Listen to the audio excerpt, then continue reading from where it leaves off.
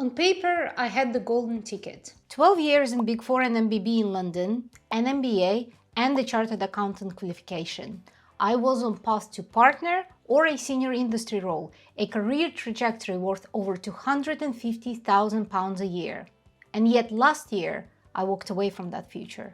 My performance ratings were high.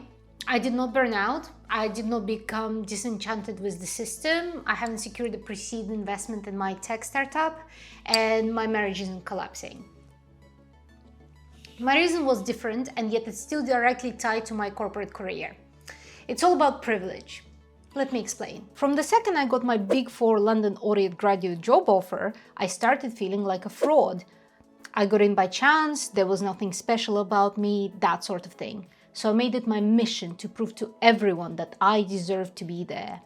I spent my first few years grinding hard like nothing else in life mattered, purely fueled by my very unchecked imposter syndrome. And then my perspective shifted completely.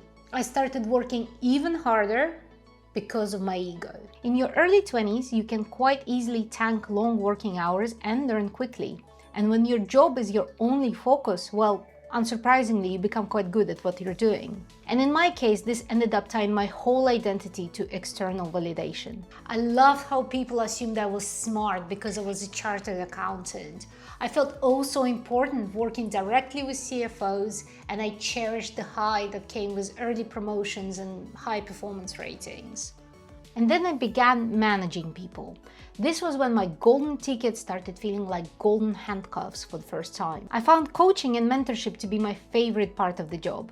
I did graduate recruitment and tutoring not because it helped my ratings, but because it was so rewarding to see others grow and succeed. I myself was fortunate enough to have plenty of role models at all levels of seniority show me what it meant to be a good manager. There was just one problem though. I hated being the one telling my teams we needed to work late.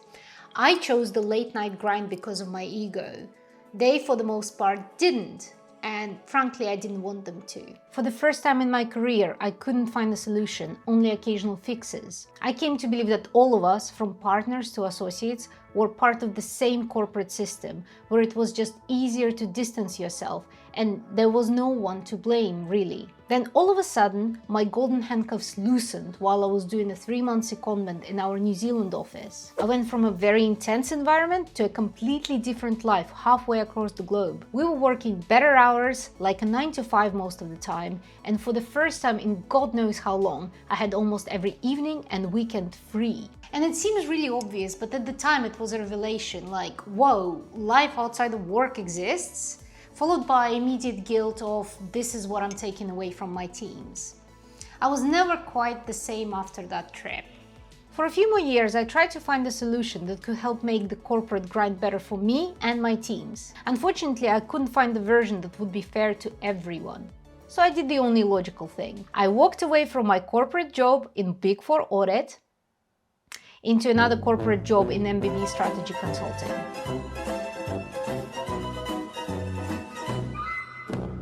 This was quite a few years after New Zealand, so my perspective had completely changed by the time I got into MBB. I also realized that 50% of my late nights in audit were self-inflicted. I stopped blaming the system for the most part, and instead I found ways to make it work to my team's advantage. Most importantly, I was finally able to help others deal with the high-pressure demands of some corporate jobs. I could spot quite quickly someone pushing themselves too hard for the wrong reasons. And I openly shared my experiences in the hopes that some will choose to take my advice. The guidance was mostly around how to prioritize your workload effectively and how high performance ratings don't determine your value as a human being. If they listened to it, great. If they didn't, I would try a few more times and then let them be. You can't help everyone, and my younger self definitely wouldn't have listened either.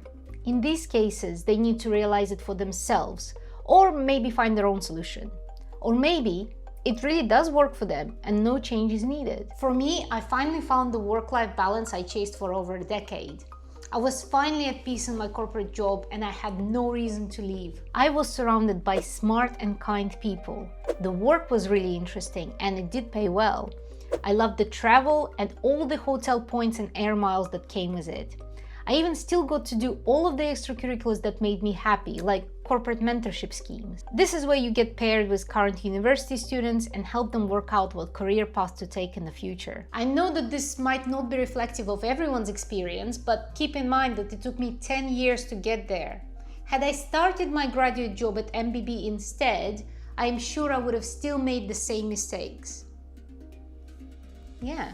So why did I leave? At some point I realized how privileged I was in the first place to experience all of this, the good and the difficult. I still to this day genuinely believe that these companies are great for learning and mobility, maybe just not for everyone. The bigger picture matters a lot more. And it's all about the access. Not access to MBB or Big Four or investment banking, but to the job market in the first place. The access to this opportunity to make a living, meet incredible people, fail, succeed, grow, and change your life trajectory. When you do well, it is your duty to help others. I remembered how I felt in the very beginning, that all of this happened by chance. I didn't know how I got into the system in the first place. I just managed to take the right steps without realizing it. And in later years, through all of my recruitment and mentorship opportunities, I saw that there are some rules and expectations that act as a filter to the graduate job market. The filter is in place to ensure the best candidates get the job, but it assumes that everyone is on equal playing field when it comes to information on how to write your CV, how to prepare for interviews, how to use your career service, or even what experience to get while you're still a student. This is not the case if you're a first-gen university student, or your parents don't come from a corporate background, or you're an international student. You might have to learn these things as you go, like I had to. So I thought, why not share what I wish I knew in the beginning and make someone's life just a bit easier? The job market these days is insanely competitive, and I don't know how many hard-working, talented people are missing out because they don't know how to navigate it. I will offer as much information as I possibly can here on this channel.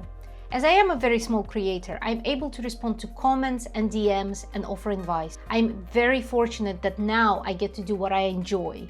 My ultimate goal is to work directly with schools and universities to offer some advice and guidance to their students, as that will enable me to keep going here for as long as possible. I'll link to the first ever video I made on this channel here.